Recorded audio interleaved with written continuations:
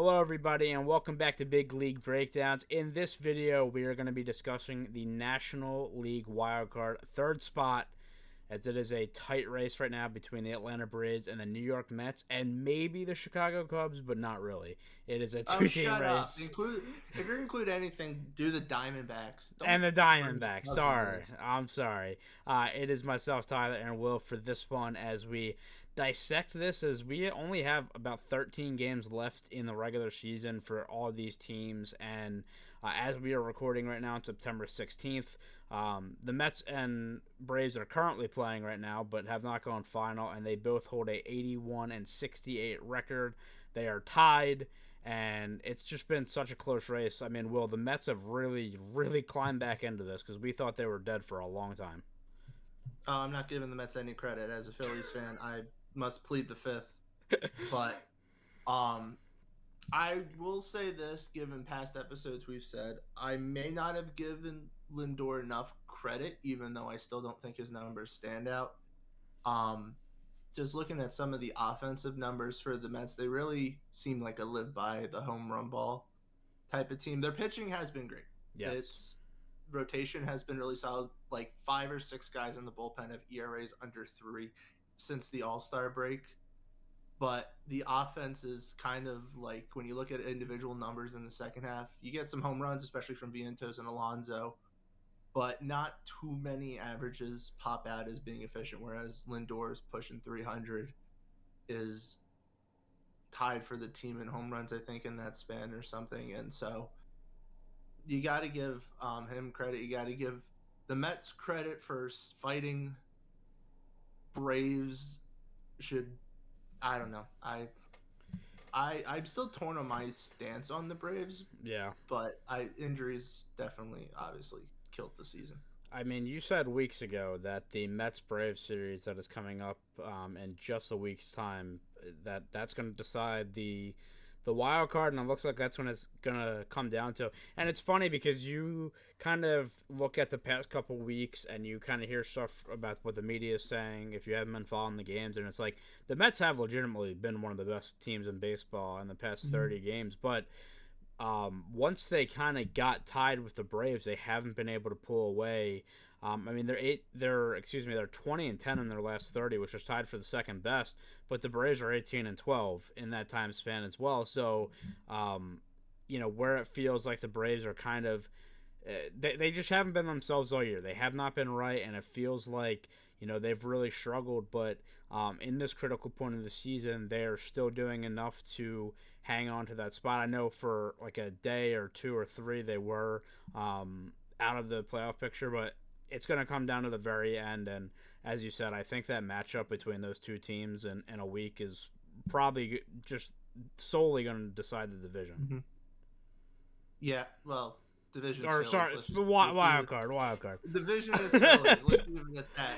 But the Mets just walked it off versus the Nationals. Oh, The Braves okay. are losing 9-0. So it's looking like at the end of today, again the 16th, it's the Mets' position to lose. It is, or the schedules moving forward for the Mets and the Braves do favor the Braves slightly. The Mets play 3 more, I believe, versus the Nationals, then the Phillies, Braves, and I believe they end the season against the Brewers. Yeah, But it might not. it's Whereas, yeah.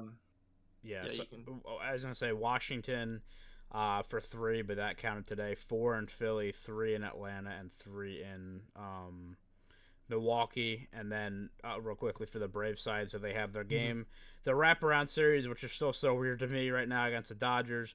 Then they have at Cincinnati, a team they've struggled against this year for some reason. At Miami, versus the Mets, and then they end their year with the Royals. So the weird thing that it might come down to, and not for the reason you would initially think, is the Phillies Mets series may be more as big of an indicator as any of the season. And the reason is, if first for the Mets, it's 4 games at home versus the Phillies, but second, the Phillies' magic number is 5 to win the division.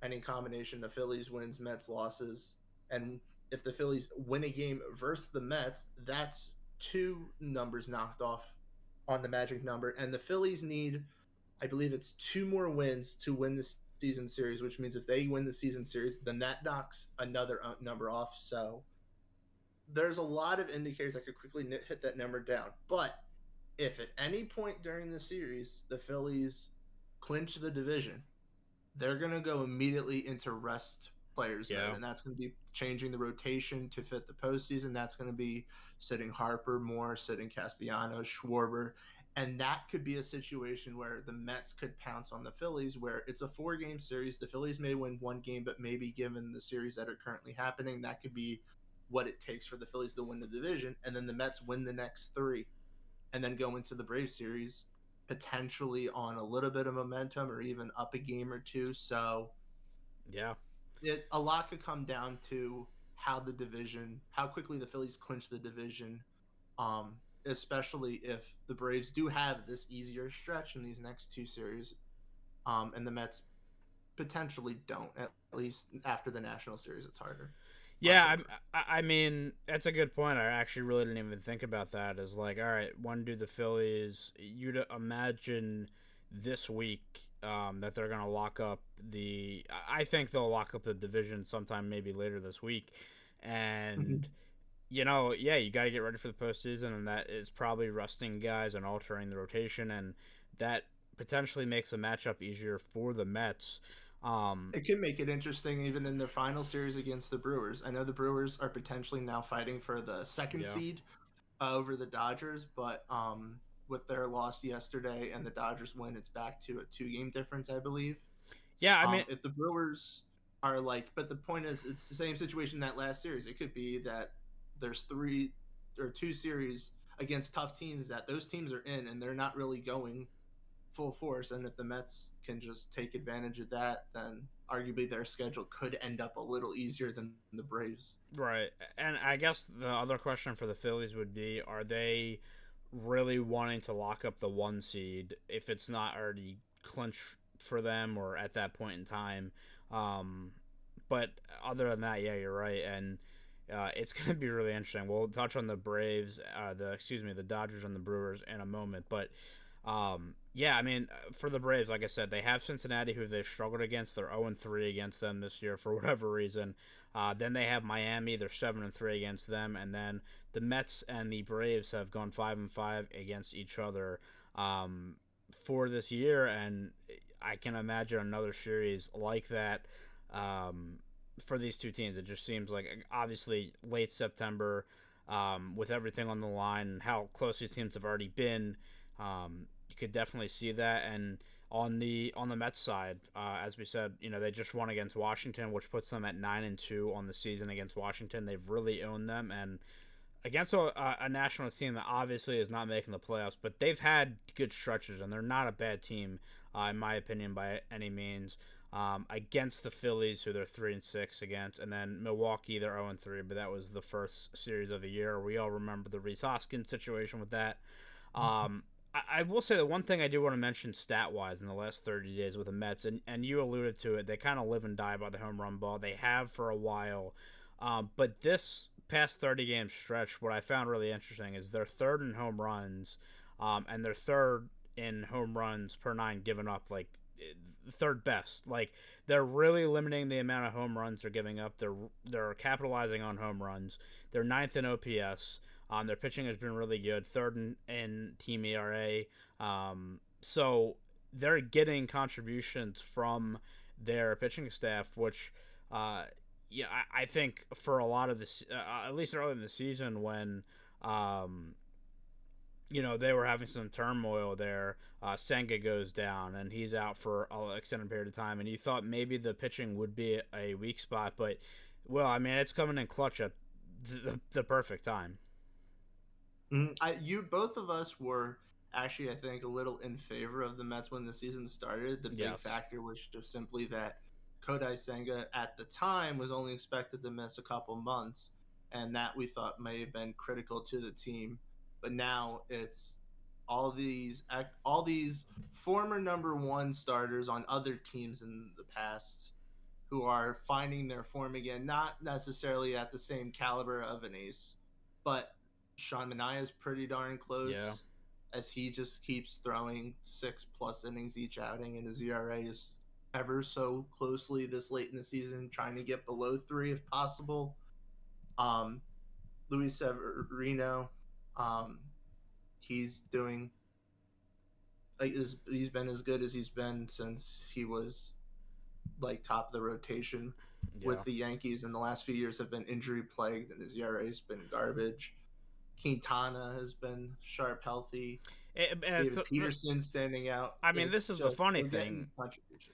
It's you kind of look at it, and if you were to look at it without their stats this year, it's like it's almost a bunch of outcasts that they have pitching. I mean, Minaya was good at times, but he bounced around. Severino, I really never thought was gonna, you know, be good again. Quite frankly, after I mean, he was just so up and down, injury ridden with the Yankees, and then Quintana, like this guy has been, it feels like to every team in the league, and like I said, they're getting it done, and I think the big thing as well, Edwin Diaz. I remember when he was struggling so bad. Is he the closer or not? Like he's figured it out. So, yeah, man, it's everything.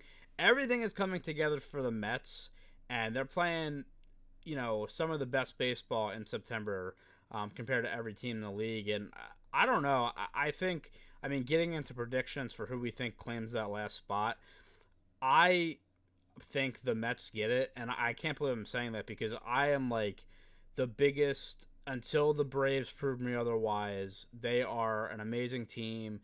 Dude, I thought in like July they were or June, July that they still had a chance to win the division. But there's just something that's missing there, and the Mets just have that something. They're having the magic, and I think they're. I think their schedule kind of favors them in the end, and I think ultimately they will take that series in New York against the Braves, and I have them getting into that third wild card spot. Who do you have getting into that third spot? I'm sticking with my prediction I made a few weeks ago. I think the Mets will pull it off by a game or two at the end of the season because they are facing playoff contenders that should have clinched their seeding basically for the most part and are going to be worrying about positioning their starters and resting their everyday players, that they're going to potentially lose a couple extra games here and there because they're going more into the depth side. Yeah. That being said, I mean, the Braves are still you look at that lineup, they're getting Albies back soon. They could flip on a switch as they've shown a couple times during their hot stretches. Ozuna has definitely cooled off a lot in September, and he was kind of the steady piece throughout the season. If he suddenly gets hot again, or Matt Olson suddenly finds the home run swing he had in August and starts hitting 5 home runs in a week, then it could flip on a dime. It is that close right now. But the Mets just seem to have both momentum and a little bit more direction, I feel like, from someone on the club, that person being Lindor, that in the end, I think that's going to be what gets them into the postseason. As far as how far they'll go, we'll talk about that down the line in regards of who they match up with.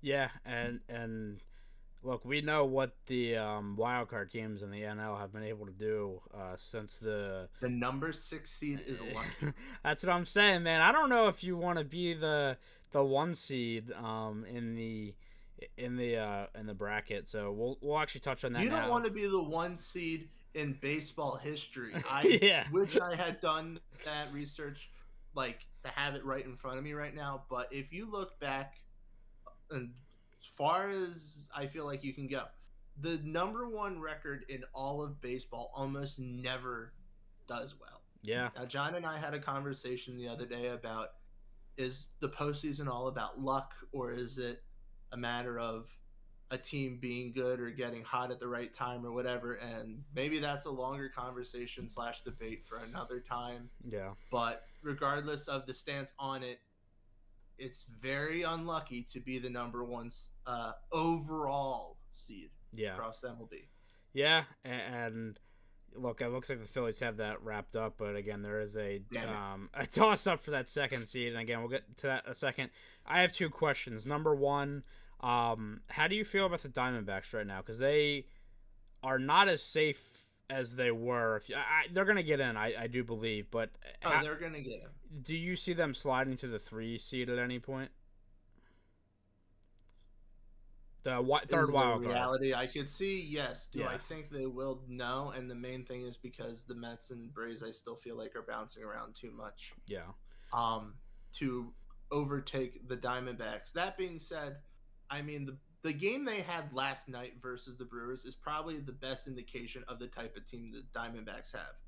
They've put on a monster amount of runs this season.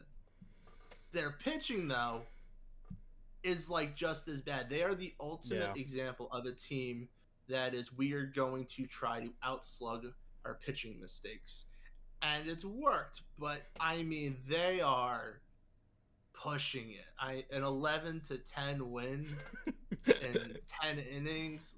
They had a 5-0 lead or 5-1 lead that got blown, and it's they're a dangerous team offensively. I Yeah. will admit that, but God, that pitching looks horrendous. It's gonna be interesting to see.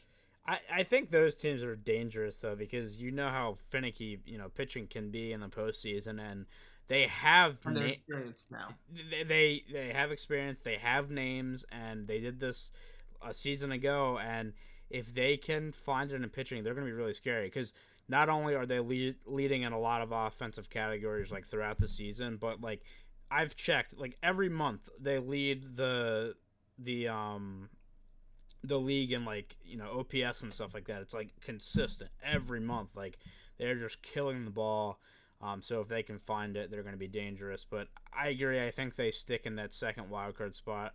But I think they're only like 2.5 games now, or with the Mets win maybe 2. So it does get a little bit interesting. And then I mean, go ahead. yeah, they're a game and a half behind the Padres, so that's not out of the question either. I feel like the Padres though will hold on to that. As far as their inevitable playoff matchup, I will do some talking. I probably would favor the Diamondbacks, but Man, we'll cross that road when we get there. I think out of all the potential playoff matchups that could happen, that one is the one I'm most excited for. Like, I have had a lot of hopes with the Padres. I actually think they're kind of a dark horse. But the fact that they have to play the Diamondbacks, who I think are equally good, could be amazing. It's just gonna be fun baseball. If I'm the Phillies in the division series, personally, I'd rather face the Padres than the Diamondbacks. Yeah, probably. Yeah. The other thing I'll touch on, and it's kind of rhetorical at this point because there's just not enough time, but the Cubs got themselves 3 games over. Shut up. They're 5 games out. Shut it. No shit. They're 17 and 13 in their last 30. They've been good too. Good for them. Their division is.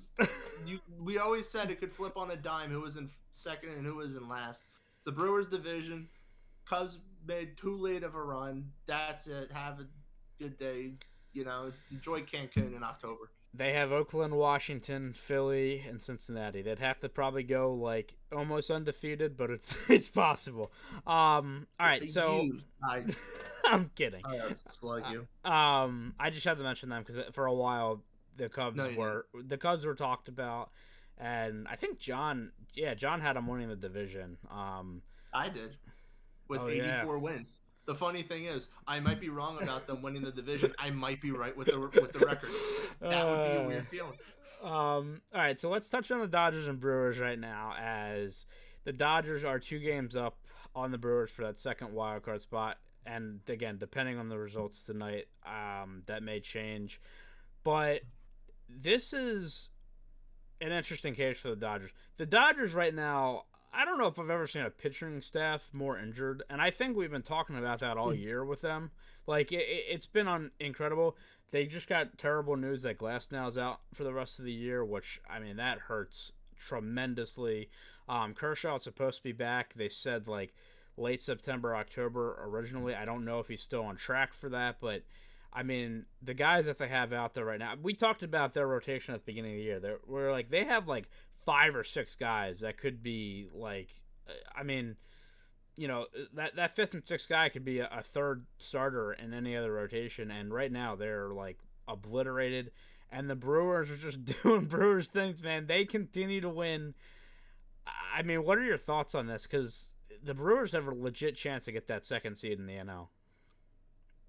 The Brewers are really easy to overlook.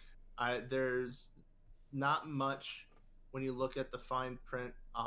There are a lot of balanced. It's a really balanced team. Is really all I got to say in the end. The starting rotation doesn't stand out the way it has in recent years, and the bullpen continues to look amazing. But the offense just seems to be really balanced between table setters and players to knock them in. Adames, of course, went off. What was it, in August, and just had kind of a power surge, and now is among the league leaders in RBIs. Churio has gone on a hot streak and has arguably put himself at least somewhat back in the mix for Rookie of the Year, even though he's still probably like comfortable third spot. Though I Yeah. guess depending on how people value Paul Skeens being a pitcher, it's possible he could even overtake Skeens. Um, depending, seeing what he does the rest of this month. So the Brewers could definitely be a sneaky team. It's also not completely unheard of to see them follow similar trends going into the postseason, which seems to be quick eliminations. But Yeah. I mean, right now they're beating the Phillies 5-2.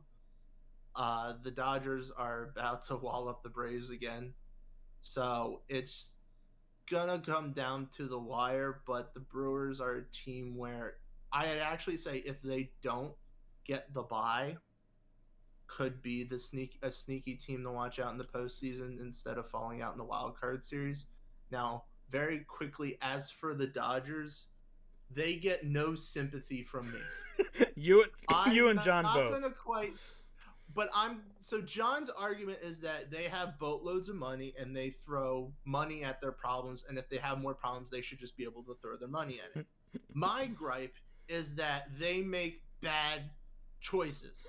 Like, well, let's be honest. So we knew this year they didn't have Ohtani. Fine, you're gonna have him as a hitter. He's gonna win the MVP in the future. He's probably gonna win you 3 or 4 more MVPs if he can have good hitting and pitching here side by side.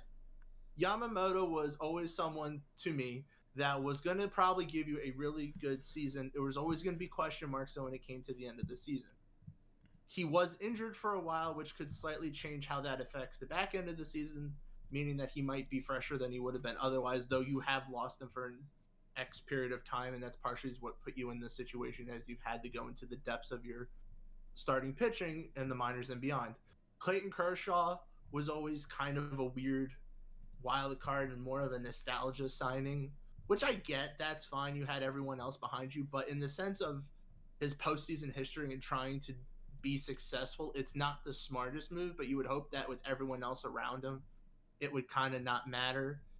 You got James Paxton. You let James Paxton go. Yeah. You apparently knew something because he immediately got hurt with the Red Sox. Tyler Glasnow was a good signing from a talent standpoint, with the idea that maybe in the next couple years he doesn't have to be the guy because you would have an Ohtani and maybe a Yamamoto and maybe a healthier Bueller and an improving Bobby Miller.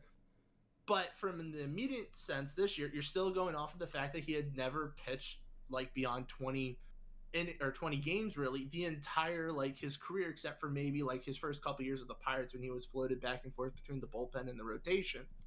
This year he gets one game over his career high and career high of his game started, that is, and like 20 innings over what he did last year, and now he's done for the season. It's not that hard to see that there's just a lot of risks they took, and now all the history is catching up with them.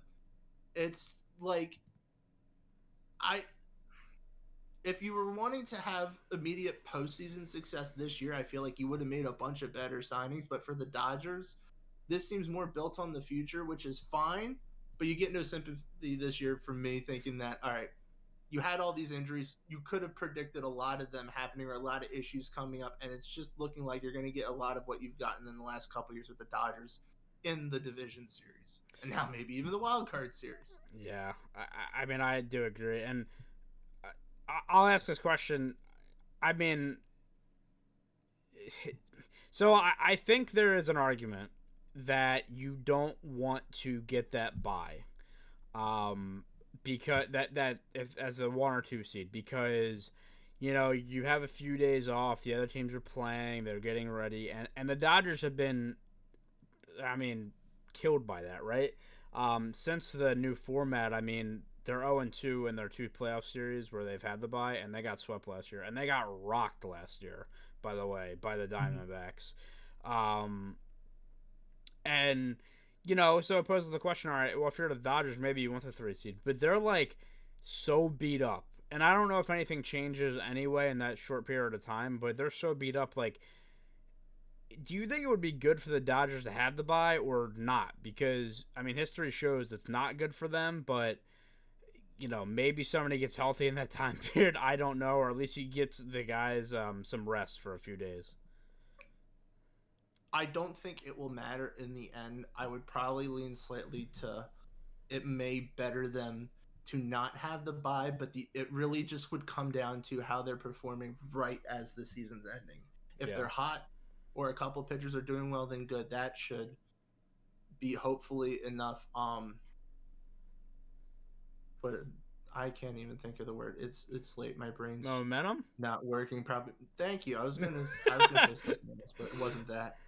Um, the Dodgers would hopefully, if they're doing well at the end of the season, would take that momentum into the postseason. And since they would only have to win 2 games, you would hope that therefore that's something they could do versus a best of 5 or first to win 3 in the division series and having coming off the bye. That being said, the bye should not matter and should be used to an advantage if they can properly rest guys and prep them correctly. It just seems like they have not had that success recently. So, there's that. We'll have that argument probably when it comes to the postseason picks in the coming weeks.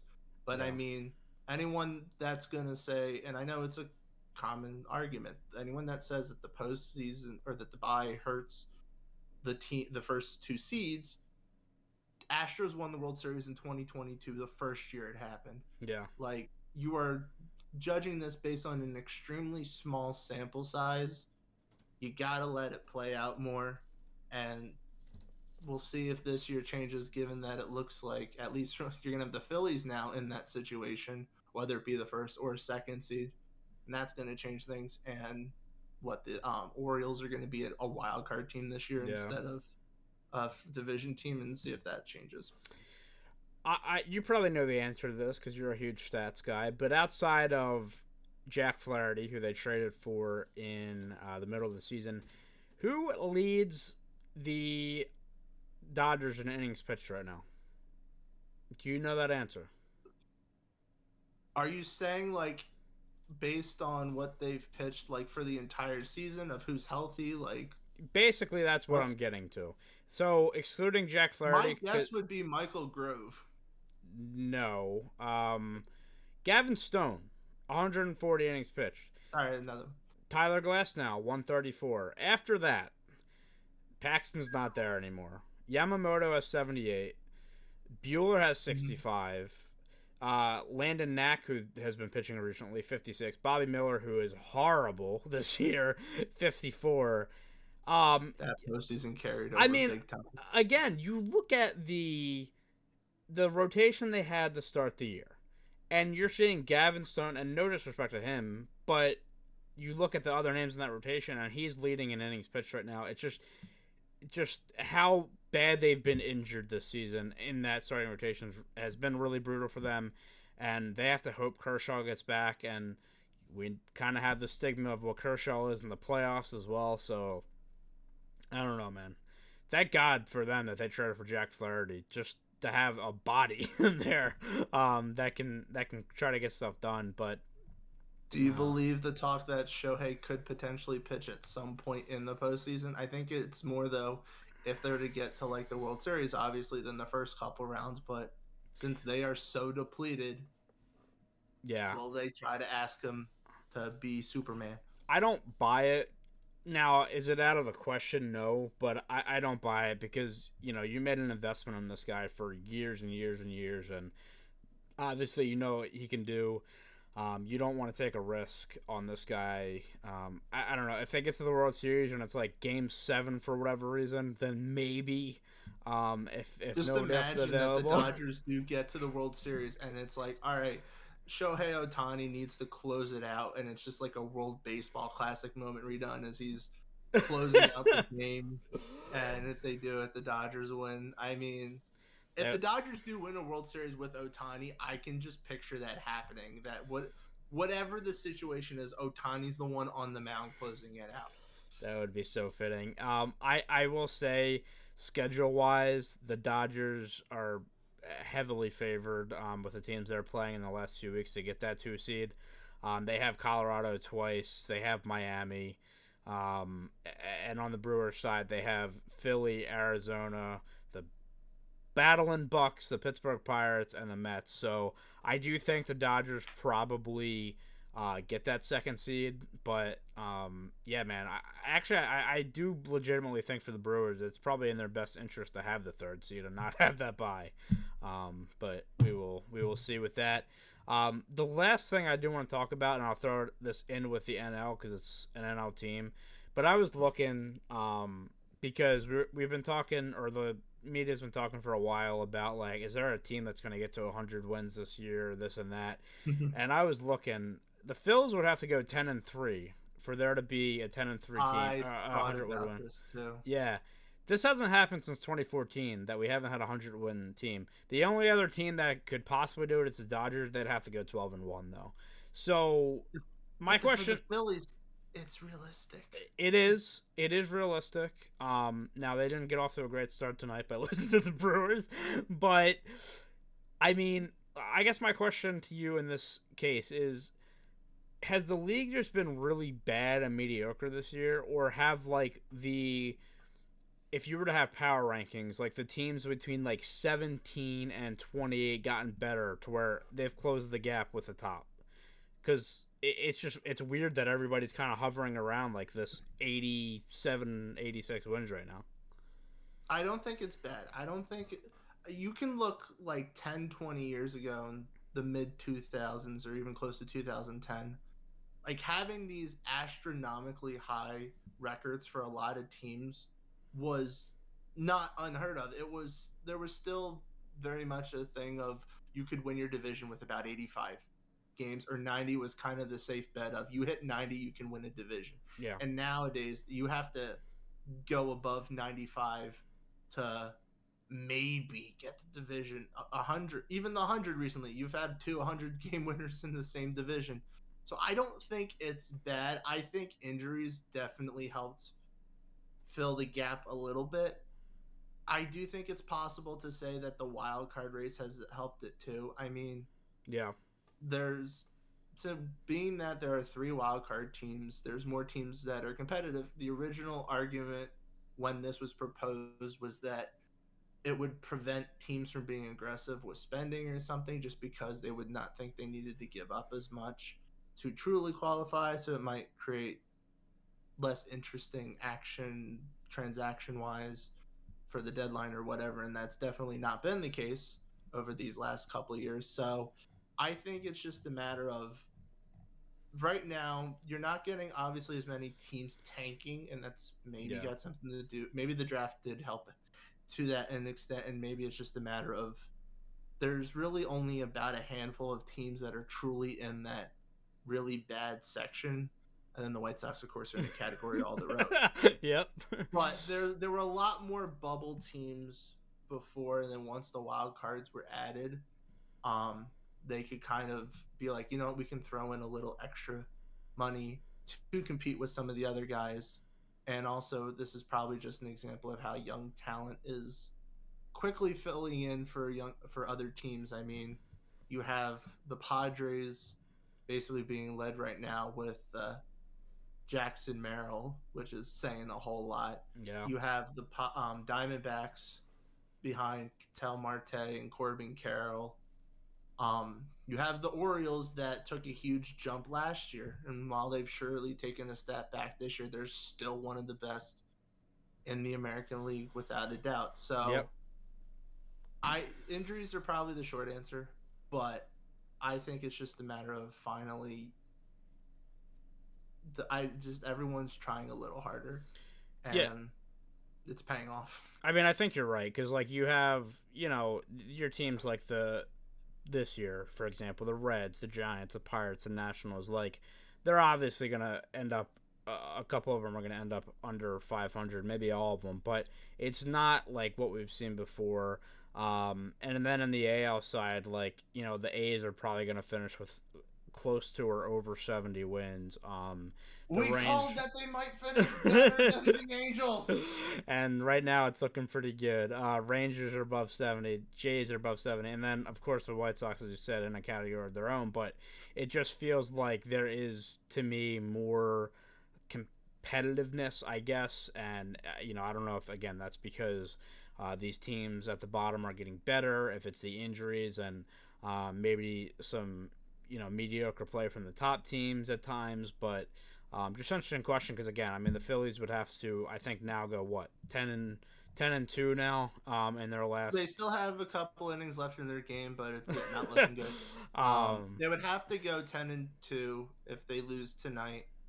Do I think they were going to do it when it was 10-3 as a possibility? No, I do think they're going to pull off the throttle a little bit once they clinch the division so that they can line Wheeler up to pitch game one of the division series and get Harper especially some rest. Yeah. Because of that, my guess is they're probably going to go 500 roughly more so the rest of the way than pull up. But 97 wins is still better by 6 or 7 games than they did last year. Yeah.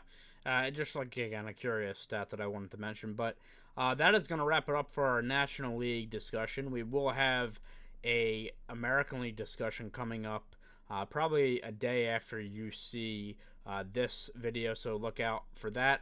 If you want to follow us on social media, we are at BL_breakdowns on Twitter, Big League Breakdowns everywhere else.